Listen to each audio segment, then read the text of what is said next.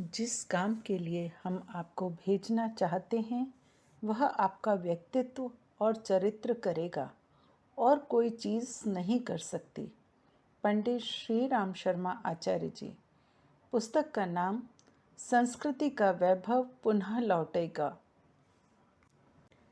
सांस्कृतिक वैभव क्या है?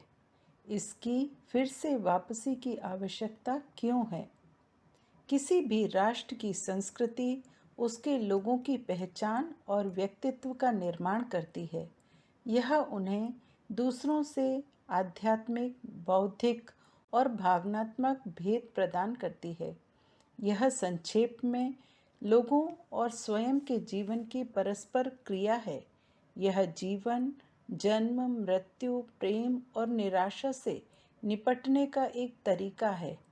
अपने अतीत, उत्पत्ति और संस्कृति के ज्ञान के बिना लोग बिना जड़ों वाले पेड़ों की तरह हैं जो ऊंचे नहीं खिल सकते।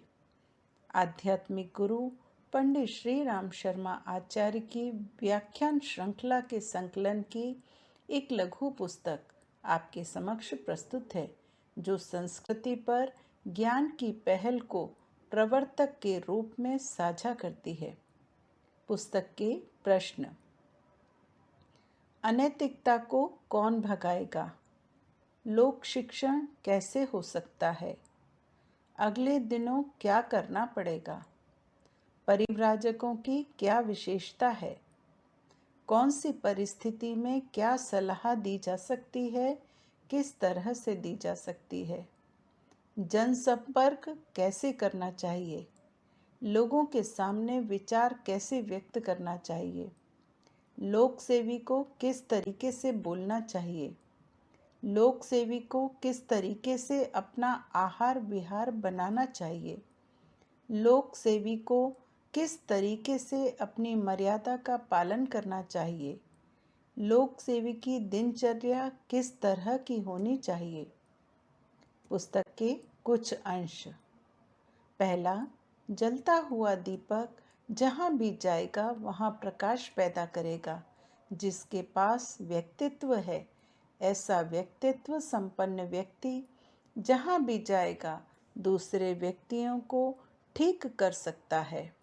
दूसरा, आपके चरित्र और आपकी वाणी में तालमेल होना चाहिए। अगर आपका चरित्र अलग है और वाणी अलग है तो असर कैसे पड़ेगा? तीसरा, तपस्वी का मतलब है उससे अपनी हवस और कामनाओं पर अंकुश लगाना आना चाहिए। चौथा, सूरज सबका है, चंद्रमा सबका है, गंगा सबकी है, हवा सबकी है, इसी तरह गायत्री भी सबकी है। गायत्री का जाति बिरादरी से कोई ताल्लुक नहीं। वह वेद माता है, देव माता है और विश्व माता है। चौथा, मित्रों, दुनिया में नेता तो बहुत हुए हैं पर महापुरुष नहीं हुए। पहले के ज़माने में नेता नहीं थे, महापुरुष थे। मालवीय जी राजनीतिक नहीं थे, महापुरुष थे। गांधी जी नेता नहीं थे, महापुरुष थे। ऐसे कितने महापुरुष हुए जिन्होंने हिंदुस्तान का कायाकल्प कर दिया। पुस्तकों के कुछ बिंदु। संस्कृति का वैभव पुनः लौटेगा। चरित्र से होगा लोक शिक्षण। अंकुश का नाम है तप। लोक सेवी को कैसा होना चाहिए? वातावरण निर्माण हेतु महापुरुष चरण। हम बनाएंगे नया वातावरण। यज्ञ का विज्ञान सिद्ध करेंगे।